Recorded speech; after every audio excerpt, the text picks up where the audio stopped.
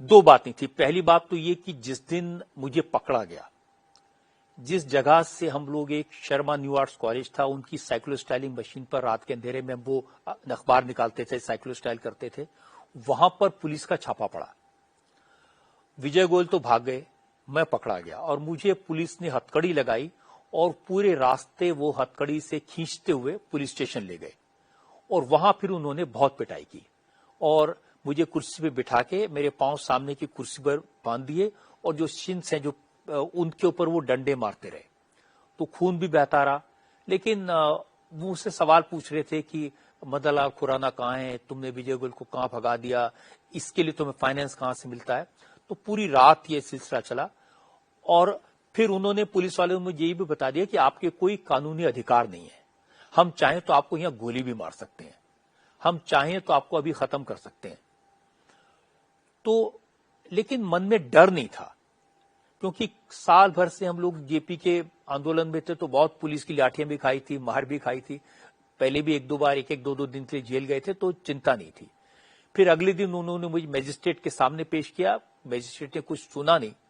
बस दुख यह था कि बाहर जो 30 हजारी कोर्ट के बाहर जो लोग खड़े थे, उस भीड़ में मेरे फादर खड़े थे और वो आना चाहते थे और वो मेरे पास तक नहीं आ पाए, पुलिस ने उन्हें रोक दिया।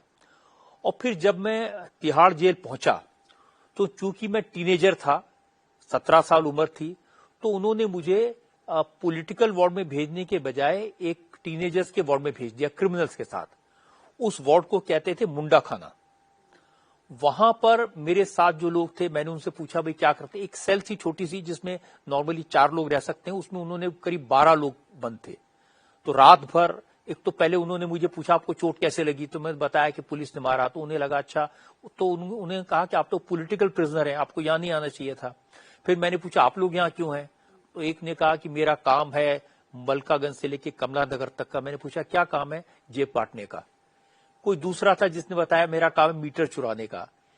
उस वार्ड का जो इंचार्ज था, उसने संगम सिनेमा पर मर्डर किया था, तो उसको उम्र कैद की सजा हुई थी। उस वार्ड का इंचार्ज था, वो थोड़ा पढ़ा लिखा आदमी था। उसने मुझे पहचाना और उसने कहा कि मैं आपको पॉलिटिकल वार्ड भिजवा दूंगा, क्योंकि हमारे यहां से लड़के पॉलिटिकल वार्ड में जाते हैं काम करने के लिए।